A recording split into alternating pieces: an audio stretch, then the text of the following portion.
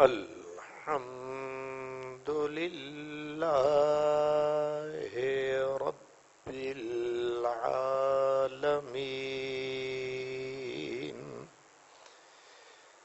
والعاقبة للمتقين والصلاة والسلام على خاتم النبيين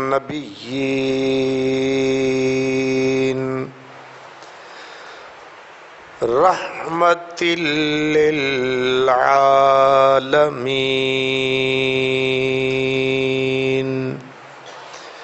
وعلى آلہ وأصحابہ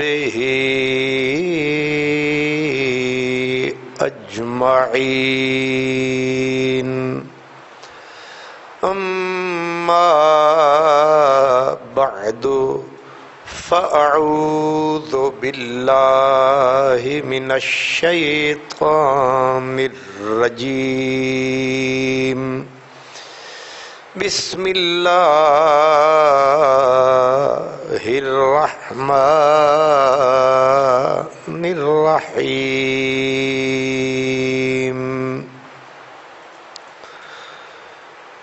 فَوَلِّ وَجْهَكَ شَطْرَ الْمَسْجِدِ الْحَرَامِ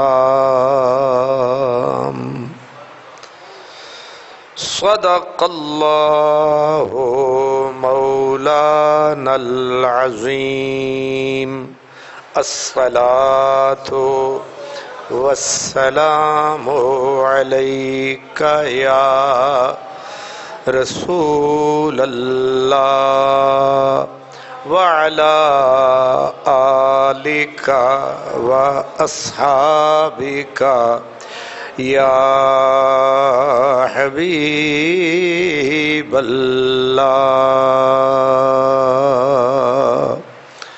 یہ دور اپنے ابراہیم کی تلاش میں ہے یہ دور اپنے ابراہیم کی تلاش میں ہے صنم کدا ہے جہاں لا الہ الا اللہ لا الہ الا اللہ اگرچہ بت ہیں جماعت کی آستینوں میں مجھے ہے حکم اذاں لا الہ الا اللہ لا الہ الا اللہ برادران اسلام، ہم قبلہ کعبہ بیت اللہ شریف کی تاریخ کے اوراق پلٹ رہے ہیں کہ کعبہ شریف پہ مختلف ادوار میں کیا گزری، کن کن مراحل سے کعبہ بیت اللہ گزر کے اس دور تک پہنچا ہے۔ شاید پچھلے جمعے آپ کو یاد ہوگا کہ ہم نے کعبہ شریف کی تاریخ کے بارے میں حضرت عبداللہ بن زبیر انہوں نے کعبہ شریف کو دوبارہ سے بنایا۔ وجہ میں نے یقیناً عرض کی تھی کہ یزید بدبخت، یزید کو اسی لیے یزید پلید ہی پکارتے ہیں کہ اس کی زندگی میں نیکی نام کی کوئی شے، اور مجھے تو وہ لوگ بھی مزاجن کچھ پلید ہی لگتے ہیں جو اب بھی پوچھتے ہیں کہ اس کو لعنت اللہ علیہ کہنا چاہیے، جیسی روح ویسے فرشتے۔ تو حضرت شاہ عبدالحق محدث دہلوی جب بھی اس کا ذکر کرتے ہیں تو نام کے ساتھ کہتے ہیں یزید پلید۔ یزید پلید کے سیاہ کارناموں میں آخری کارنامہ، ادھر کعبہ جل رہا تھا، ادھر قدرت نے اس کی زندگی کی تناب کھینچ دی۔ 14 ربیع الاول شریف تھی، اس بدبخت کو درد کلنج اٹھا، ایڑیاں رگڑ رگڑ کے واصلے جہنم ہو گیا، جہنم رسید ہو گیا۔ عین کس وقت جب کعبہ شریف کے پتھر اڑ رہے ہیں، کعبے کا غلاف جل چکا ہے، کعبے کی چھت جل چکی، قتل عام تو الگ ہے، خود کعبہ شریف کی بظاہر تباہی اور بربادی اس کے ہاتھوں میں ہوئی۔ اسی لیے بزرگ کہتے ہیں، تم کہتے ہو کہ جناب ممکن ہے اس نے کلمہ پڑھ لیا ہو، قدرت نے کلمہ پڑھنے کی اسے توفیق کی کب بخشی؟ اس لیے آج کل یہ چھوٹے چھوٹے لوگ چھوڑتے رہتے ہیں، جی ممکن ہے کلمہ پڑھا ہو، ممکن فلاں ہو، ممکن شمکن کوئی نہیں ہے، کارنامے ظاہر ہیں، جو کیا سب کو پتہ ہے۔ عین اسی وقت ادھر اس کے آرڈر سے یہ تباہی ہو رہی تھی، ادھر وہ بدبخت مر رہا تھا۔ تو جب کعبہ شریف یزیدیوں کے ہاتھوں اس کی پتھر اکھڑ گئے، آگ لگی، اور مسلسل یہی کچھ ہوا۔ اب جو ہی وہ مرا، اس کے مرنے کے بعد اس کی فوج کے پاؤں اکھڑ گئے، وہ کعبہ چھوڑ کے بھاگے۔ حضرت عبداللہ ابن زبیر کی حکومت مستحکم ہو گئی، آپ خلیفہ اسلام بن گئے۔ جب آپ خلیفہ بن گئے، اب آپ نے پہلا کام یہ کیا کہ کعبہ شریف کو دوبارہ سے تعمیر کیا جائے۔ تجویز یہ ہوئی کہ کعبہ کو دوبارہ بنانے کی بجائے مرمت کر دی جائے۔ تو حضرت عبداللہ بن زبیر نے فرمایا کہ تمہارا گھر اگر جل جائے اور یہ حال ہو جائے تو مرمت کرو گے یا دوبارہ بناؤ گے؟ فرمایا جب اپنے گھر کے لیے اتنا بھلا سوچتے ہو تو یہ تو میرے رب کا گھر ہے۔ تو آپ نے اسی جذبے کے ساتھ بیت اللہ شریف کو مختصر عرصے میں، یعنی اسی سن 74 ہجری تھا جب بیت اللہ شریف پہ حملہ ہوا، یہ فساد پھیلا، اس کے اندر حضرت سیدنا عبداللہ بن زبیر نے پوری تندہی سے، جذبے سے، والہانہ دیوانگی کے ساتھ بیت اللہ شریف کی تعمیر شروع کر دی۔ اور آپ نے کیا یہ، میں دوبارہ سے پھر عرض کر رہا ہوں کہ قریش نے جب بنایا تھا تو انہوں نے اس کے دروازے کو تقریباً 6 فٹ سے زیادہ ہی ہوگا، کم نہیں ہوگا۔ اب دروازہ جو کعبے کا ہے، اور دروازے پہلے 2 تھے، مشرق اور مغرب میں۔ قریش نے ایک دروازہ بند کر دیا، ایک دروازہ کھلا رکھا۔ اب یہ ان کی اپنی تجویز ترتیب تھی۔ تو حضرت عبداللہ بن زبیر نے پھر سے اس کو حضور نبی پاک کی خواہش اور جناب ابراہیم خلیل اللہ کی تعمیر کے مطابق دروازے کو پھر زمین پہ لے آئے۔ دروازے ایک کو دو کر دیا، ایک یہ کام کیا کہ اس کی چھت کو اور دیا. یہ تھا مکمل کعبہ، یہ تھی کعبے کی اصل شکل. اب آپ نے جو میرے اور آپ کے آقا نے چاہا تھا ویسا ہی کعبہ بن گیا. اور یہ مہینہ کون سا تھا جب کعبہ شریف کی تکمیل ہوئی؟ یہ مہینہ تھا رجب کا. کیا مہینہ تھا؟ رجب کا مہینہ تھا. عین 27ویں رجب معراج. 27ویں رجب کو حضرت سیدنا عبداللہ بن زبیر نے اعلان کر دیا کہ آج ہم شکرانے کے طور پر جشن منائیں گے، قربانیاں کریں گے، اور ہم مسجد سیدہ عائشہ صدیقہ سے جا کے احرام باندھیں گے اور پورے شوق ذوق اہتمام کے ساتھ ہم کعبے کے پاس آئیں گے. 100 بکرا اور دمبا صرف حضرت عبداللہ بن زبیر نے ذبح کیا. پھر جس کے جی میں جو طاقت تھی، اونٹ والوں نے اونٹ ذبح کیے، بھیڑ والوں نے بھیڑیں ذبح کی، بکروں والوں نے. عید قربان کا سما ہو گیا کعبے میں. لوگ آ رہے ہیں، تبرک کھا رہے ہیں، لنگر کھا رہے ہیں، اور پھر کھا کھا کے مسجد سیدہ عائشہ صدیقہ جا رہے. احرام باندھ کر اب جو آئے، کیونکہ کعبے کو ایک طرح سے نئی زندگی ملی تھی، جشن کا سما تھا، پورا مکہ بھی دلہن بنا ہوا تھا. کعبہ پہلے ہی دلہن تھا، کعبہ پہلے ہی دلہن تھا، سجا ہوا مخلوق خدا پروانوں کی طرح.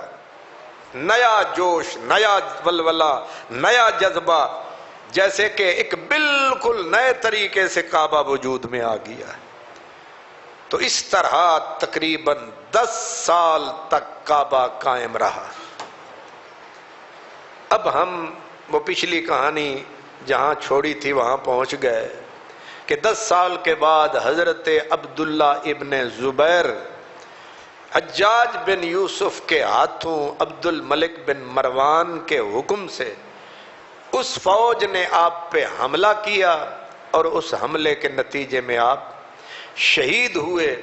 آپ کی شہادت کے بعد حجاج بن یوسف، جس کا تذکرہ میں اکثر آپ کی خدمت میں کرتا ہوں کہ اسے انسانیت میں خبیث ترین آدمی گنا گیا ہے، امت میں نہیں، پوری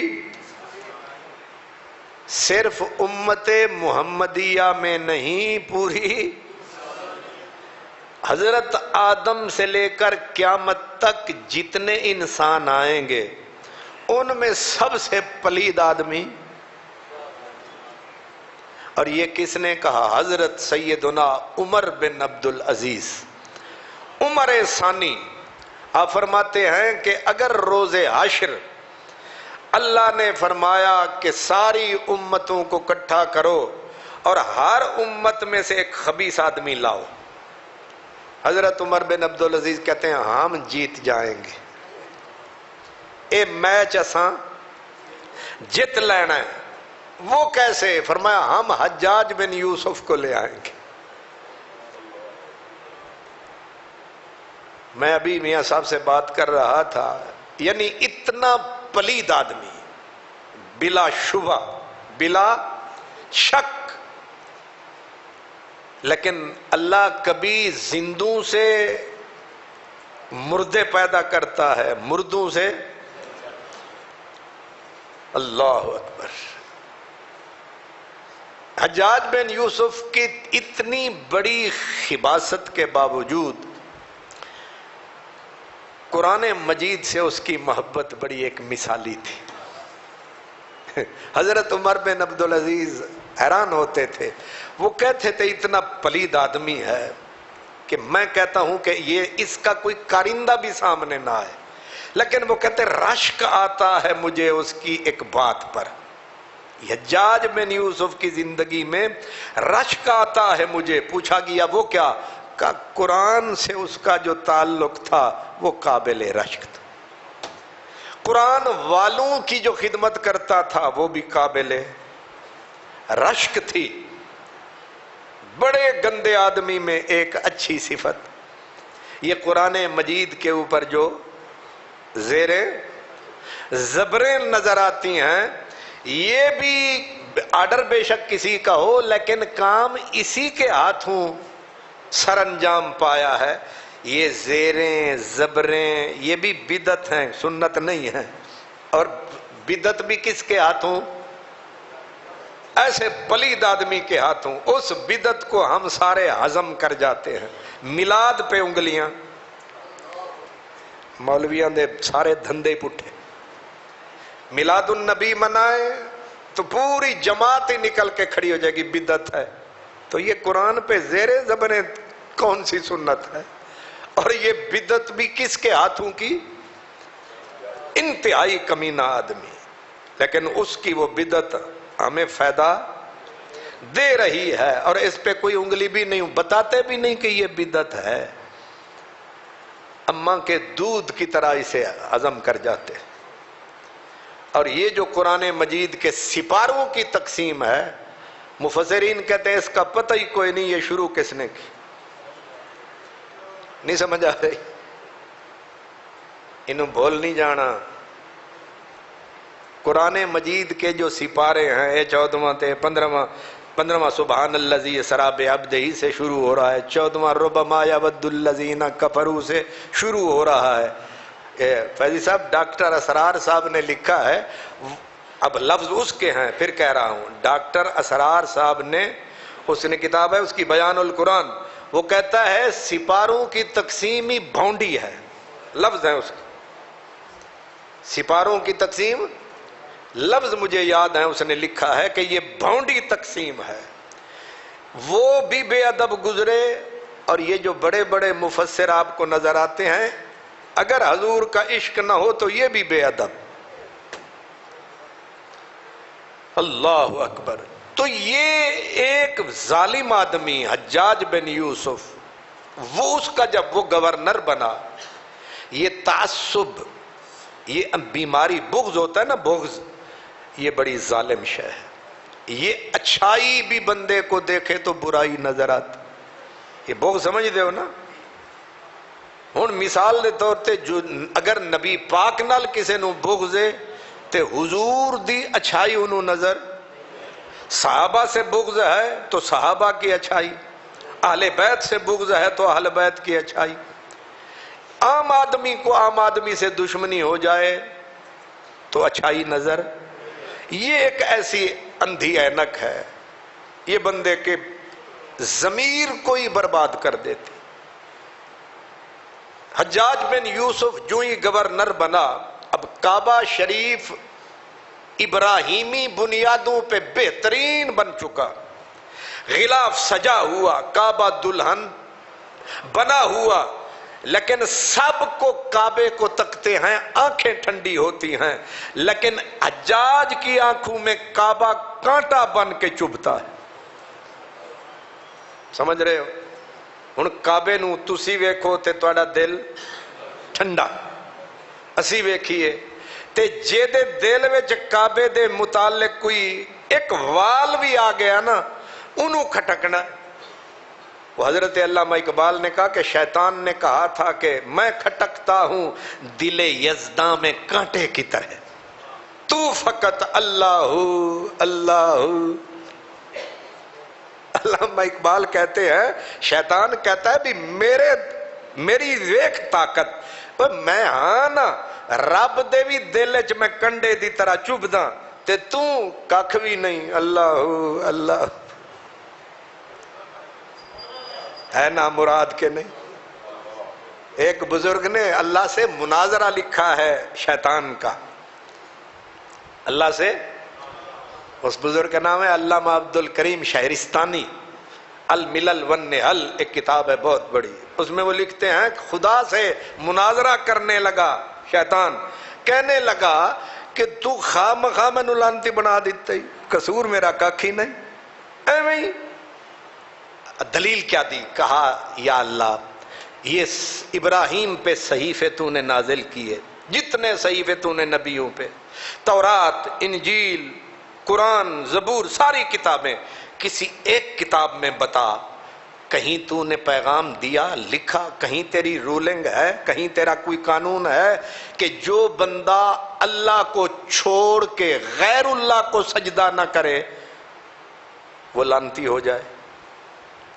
نہیں سمجھے بھئی، غیر اللہ کو سجدہ کرنا تو جرم ہے، شرک ہے، کفر ہے، تے میں تے اس کفر تو انکار کیتا، تو پھڑ کے میں لعنتی کر دیتا۔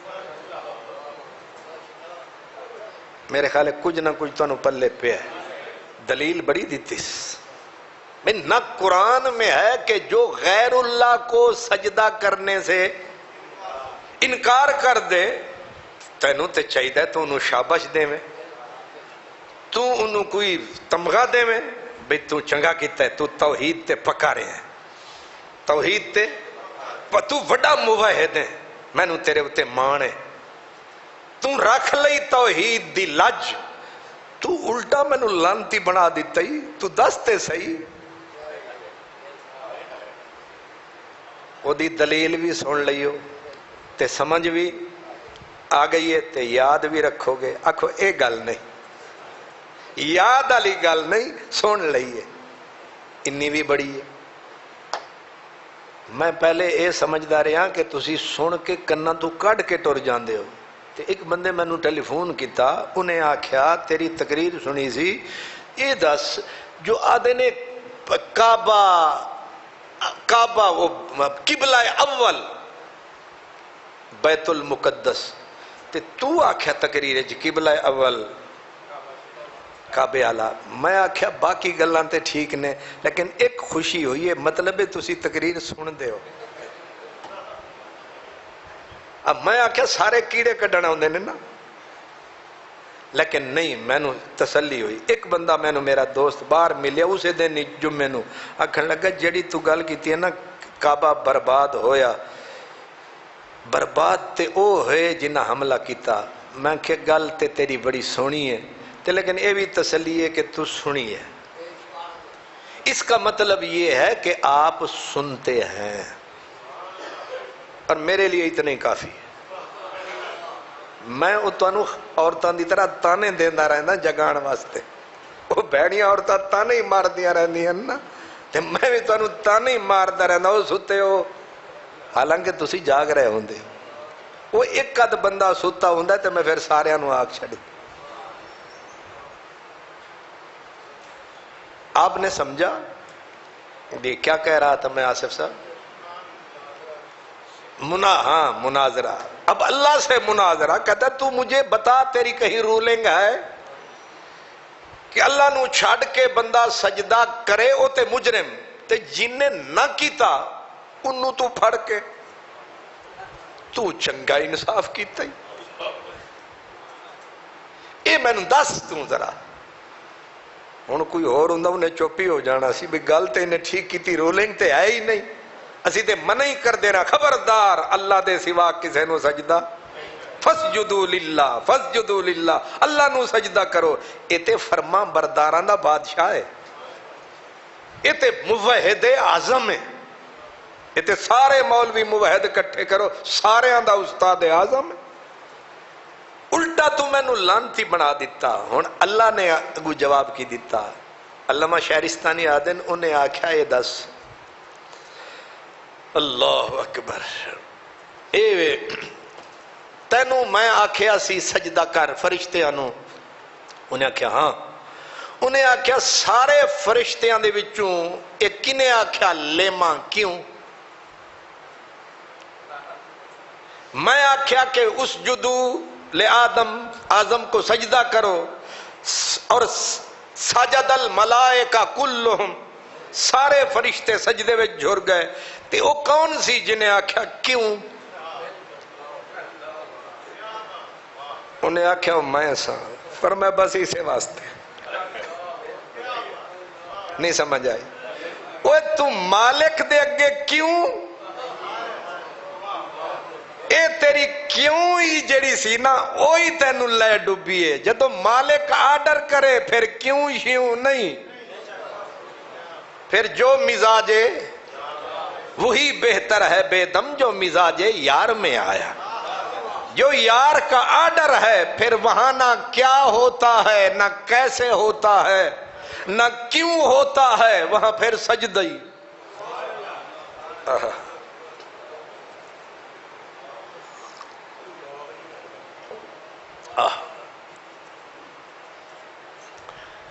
ایک فکرہ مجھے سریکی کا یاد آیا وہ فکرہ یہ ہے کہ ارشد خو کھڈ کیا دیکھن خو کھڈ خو کنواں تے کھڈا خو کھڈ کیا دیکھن اساں اکھی نوٹ تے دھو کیتے تائیں رام آکھے تائیں آکھے رام اساں رام آکھے تائیں آکھے ہو اساں ہو کیتے نہیں سمجھ آئی تائیں آکھے رام اساں نہیں آکھیا رام آکھنا کفر ہے تائیں آکھے رام اساں رام آکھے تائیں آکھے ہو اساں ہو کیتے کھو کھڈ کیا دیکھن اساں اکھی نوٹ تے دھو کیتے ہائے ہائے ظالمو ہن تہاڈا میں کدوں تے کروں ہن میں ٹوری جانا پھر تسی آنا ہے شیطان نے آکھا لیما کیوں عاشق نے آکھا نا یار دا آرڈر ہوئے نا پھر کیوں نہیں آکھی دی پھر عقیدہ تیرے ہتھیں نال عقیدت ہے بھمیں زہر پلا اساں پیوے سب جھوٹے جام رلاتے سب جھوٹے یہ جھوٹا ہو گیا نا پانی پی لیتے سب جھوٹے جام رلاتے چاہ ایک جام بنا اساں پیوے اساں اے پانی انج پی لویے نے ایک واری تے نالا لا دے دوجا گلاس لیا کیا دن اے جھوٹا ہے میں نہیں پینا لیکن عاشق آدھا نا سب جھوٹے جام رلاتے چاہ ایک جام بنا اساں پیوے سوں پیا تل دی تلخی تو سکو نہ ڈروا اساں اساں پیوے سوں کیا تھی پیاسا کی تل مل ہے اس سونا نہیں پانی سارا ہی تل مل ہے کیا تھی پیاسا کی تل مل ہے سکو نہ سنوا اساں پیوے سوں کیوں تیرے ہتھ نال عقیدت ہے بمیں زہر پلا اساں پیوے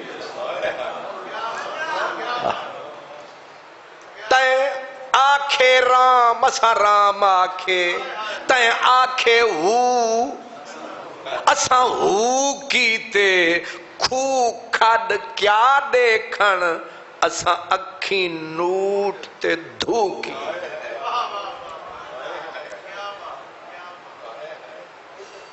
سمجھ آئیے شیطان کہتا ہے کہ تیری کتاب میں نہیں ہے تو نے فرمایا تے یہ لیما کس نے کہا کہ میں نے کہا فرمایا بس اسے واسطے پھڑیا گیا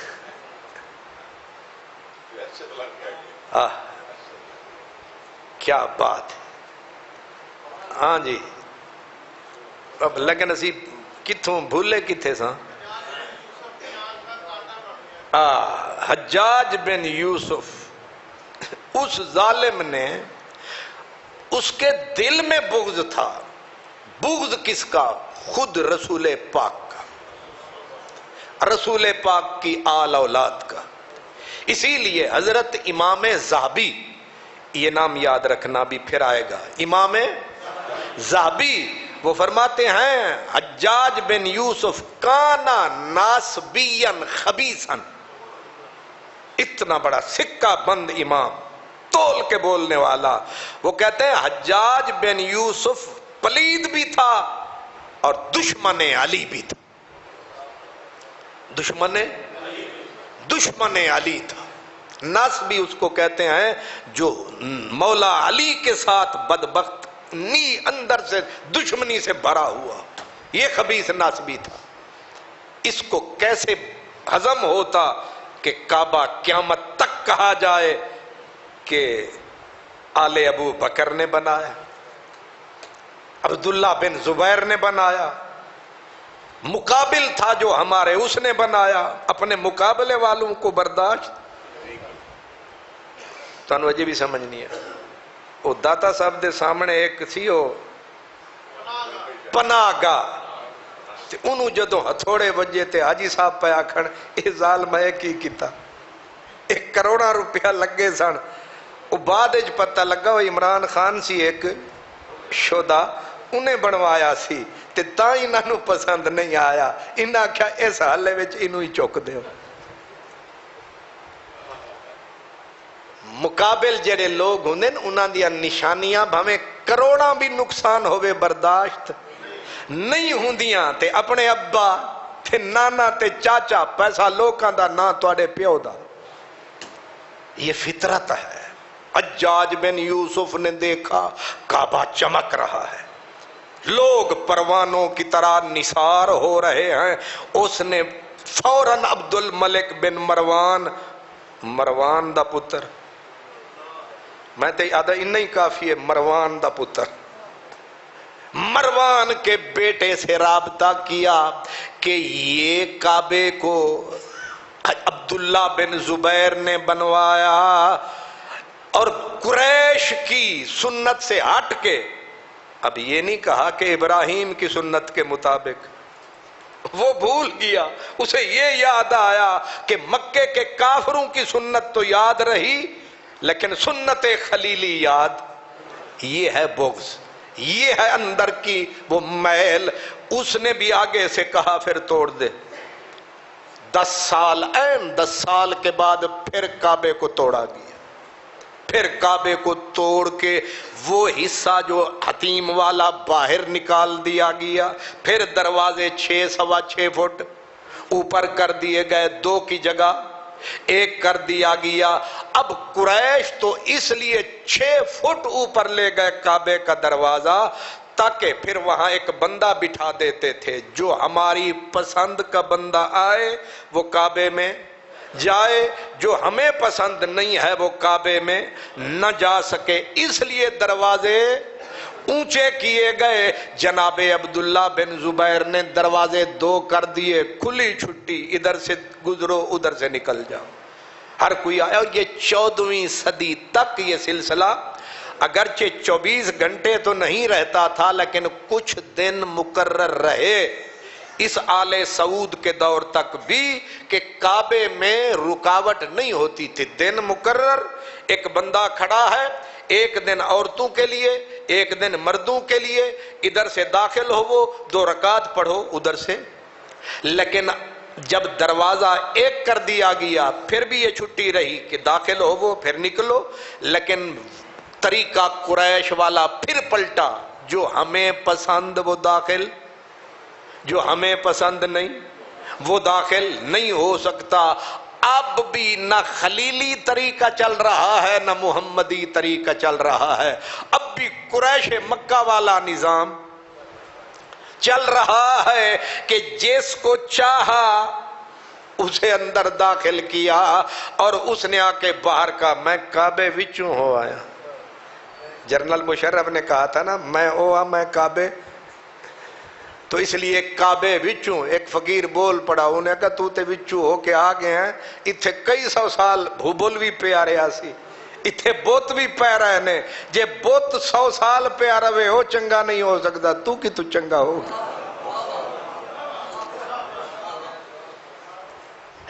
اس واسطے کعبے وچ جانے دا کوئی مسئلہ نہیں, مسئلہ نیت دا ہے. کیڑی نیت نال گیا تے کی ہو کے گیا. اللہ اکبر. اب انہوں نے کعبے کو توڑا، کعبے کو بنیاد قریش کے اٹھایا، حتیم باہر کر دیا، دروازہ بند کر دیا، حجاج بن یوسف نے دروازے کو اونچا کر دیا، اب وہی نظام جو قریش کا تھا اسی پہ کعبہ پلٹ آیا۔ پھر وقت گزرا اور 1000 سال کے قریب تک 10ویں صدی کے بعد 11ویں صدی کا غالباً آغاز ہے جب ترکی حکمران آئے اور حضرت سلطان مراد خان عثمانی، سلطان مراد خان عثمانی کا دور آیا، کعبہ شریف کا سلسلہ ہو گیا وہی پرانا، اب اس کو پھر سے تعمیر، اور اوپر سیلاب آئے۔ سیلاب جو تھے وہ ندی نالوں سے نہیں، یہ پہاڑوں سے جو پانی آتا تھا وہ بھی گولی بن جاتا تھا، اور کعبہ شریف کی پھر اینٹیں پھر پتھر اکھڑے، آخر عثمانی خلیفہ سلطان مراد خان عثمانی کو اللہ پاک نے یہ عزت بخشی، اس نے پھر 11ویں مرتبہ، یعنی کعبے پہ 11 دور گزرے، 11ویں مرتبہ کعبے کو پھر سے جس نے بنایا اس کا نام ہے سلطان مراد خان، اور یہ وہی سلطان مراد خان ہے، اللہ اکبر، جس مراد کا قصہ علامہ ڈاکٹر محمد اقبال قلندر لاہور نے لکھا ہے کہ سلطان نے عمارت بنوائی، ایک معمار سے کوئی کوتاہی ہوئی، سلطان بادشاہی کے غصے میں آیا، اس نے معمار کا ایک ہاتھ کٹوا دیا، اب معمار نے جا کے عدالت کا کنڈا کھڑکایا کہ یہاں کے طاقتور بادشاہ نے، جس سے یہ دنیائے یورپ مغرب بھی کانپتی ہے، اس نے میرا ہاتھ کٹوا دیا ہے، میری داد رسی کی جائے۔ عدالت ہوئے سول جج دی تے مقدمہ کے دے خلاف ہے، سب سے طاقتور آدمی، سلطنت کا سلطان، خاقان خاقانہ، سلطان سلطانہ، اتنا طاقتور بادشاہ سلطان مراد خان، اب قاضی صاحب کی عدالت میں آیا مقدمہ، قاضی صاحب نے نکالے سمن، اس نے لمبی چوڑی پیشیاں نہیں، آج مقدمہ دائر ہوا، آج ہی اس نے کہا بادشاہ سلامت، دربار چھوڑ کے عدالت میں حاضر ہو۔ پھر بادشاہ نے یہ نہیں کہا بادشاہ مصروف ہیں، بادشاہ دورے پہ ہیں، بادشاہ کابینہ کے اجلاس میں ہیں، آرڈر ہو جج کا، اور بادشاہ بہانے بنائے، پھر انصاف نہ ہوا، اندھیر ہوا۔ چند منٹ نہیں گزرے بادشاہ سامنے، آگے جو تماشا ہوا وہ عجیب ہے، بادشاہ ظاہر ہے سلطنت والا تاج سر پہ، سلطانی قبا پہنے ہوئے، پیچھے فوج آ رہی ہے، بادشاہ کے لیے کرسی لائی گئی اور کرسی پہ بیٹھنے لگا، آگے قاضی نے کہا بادشاہ سلامت رکیے، رکے، کہا اس دیے مدعی کے ساتھ کھڑے ہو جائیے، آپ ملزم ہیں، عدالت میں ملزم کو بیٹھنے کی اجازت نہیں ہے۔ پوری کی پوری سلطنت پہ سناٹا، سلطان مراد خان، خاقان خاقانہ، جیسے خان خانان کہتے ہیں، طاقتور بادشاہ دنیا کا، جس کا سکہ دنیا مانتی تھی، اور کہتے ہیں جب اب یہ عثمانی سلطنت ان کے بیڑے گزرتے تھے نا یورپ کے سمندر سے، تو یورپ کے ناقوس بند ہو جاتے تھے کہ کہیں مزاج سلطانی پہ گرا نہ گزرے، وہ بھی ہم پہ دور گزرا۔ اتنا بڑا بادشاہ چپ کر کے کھڑا ہے، اب جس وقت بیان سنا گیا پہلے مدعی کا، بادشاہ سے پوچھا کیوں سلطان معظم آپ نے اس غریب مستری معمار کا ہاتھ کٹوایا؟ بادشاہ نے سر ہلایا، اب لمبی وکیلوں والی بحث نہیں ہے کہ وقت کون سا تھا، چھری کون سی تھی، وکیل یہی پوچھتے ہیں، وقت کیڑا سی، اگو جج بھی آدن ٹھیک پوچھتا پہ، انصاف جہاں ہوتا ہے وہاں پھر یہ سوال نہیں ہوتے. جس وقت کہا ہاں، وہیں پہ دوسرا ہی آرڈر، اسی لمحے میں پیشی ویشی کوئی نہیں.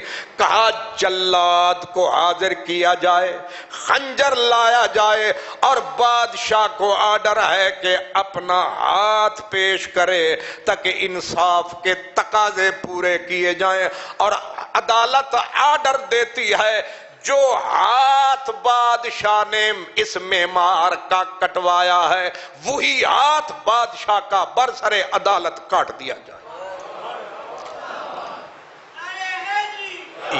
یہ اسلام ہے، یہ اسلام ہے. جو ہی بادشاہ نے سنا اس نے آگے سے نہ کوئی الف نہ بے، اس نے ہاتھ آگے کر دیا. بڑی عدالت میں جب جلاد نے نکالی نہ تلوار نیام سے، ابھی تلوار ایسے اٹھی، ایک لمحہ گزرتا بادشاہ کا ہاتھ تن سے جدا ہوتا، معمار تڑپا، آنکھ سے آنسو کا طوفان آیا، اور دوڑ کے اس نے بادشاہ کا ہاتھ پکڑا، چوم کے کہا میں مان گیا، میں محمد عربی کے دین پہ قربان گیا، میں مان گیا، میں مان گیا. اس کو عدل کہتے ہیں، یہ انصاف ہے. میرا دل صاف، میں معاف کرتا ہوں، میں معاف کرتا ہوں. میرے لیے اتنا ہی کافی ہے کہ ایک بادشاہ، حضرت علامہ اقبال کہتے ہیں گویا قاضی صاحب نے لکھا فیصلہ، اور فیصلے میں یہ لفظ لکھے کہ خون شاہ رنگی طرز خون معمار نیست. بادشاہ نے لکھا، عادل جج نے لکھا، قاضی نے لکھا. اس نے کہا اگرچہ یہ ایک غریب معمار ہے اور یہ اس پوری ملت کا سردار ہے، لیکن خون دونوں کا ایک رنگ کا ہے. بادشاہ کا خون ایک غریب مزدور کے خون سے زیادہ نہ عالی ہے، نہ افضل ہے، نہ اعلیٰ ہے. اس کے پیچھے کملی اس سلطان مراد خان کو اللہ نے عزت بخشی. اس نے 11ویں مرتبہ اور یوں کہوں آخری مرتبہ جو صحیح طریقے سے کعبہ شریف بنوایا، لیکن اس کو چھیڑ چھاڑ کیوں نہیں کی؟ آپ کہیں گے اتنا نیک دل بادشاہ تھا، یہ پھر توڑتا، یہ پھر اسی بنیاد پہ بناتا جو بنیاد میرے نبی کو پسند تھی. لیکن اس وقت کے علماء کی زبان میں طاقت تھی، کیونکہ علماء کہہ چکے تھے اب بادشاہ اس کعبے کے سے کھلواڑ نہ کریں. اگر روز روز نقشے بدلتے رہو گے یہ بادشاہوں کے لیے بازی چاہے اطفال کھلونا بن جائے گا. اب جس جگہ پہ ہے جیسا ہے اسی کو بناؤ. اب کعبے کی حرمت پامال نہ کرو، ناموس پامال نہ کرو. مصلحت کا تقاضا یہی ہے. پھر سلطان مراد کے بعد دور بدلتے رہے، مرمت ہوتی رہی، یہاں تک کہ سعودی بادشاہ آ گئے، انہوں نے بھی اس کی مرمت کی. تو کعبہ شریف آج جس شکل میں نظر آیا، اس کی کہانی، اس کی سرگزشت میں کتنے دور آئے؟ کم از کم 11 دور آئے. 11واں دور کس کا آیا؟ سلطان مراد خان کا آیا. اسی نقشے کے اوپر آج بھی کعبہ شریف، قبلہ شریف، بیت اللہ شریف، عزت والا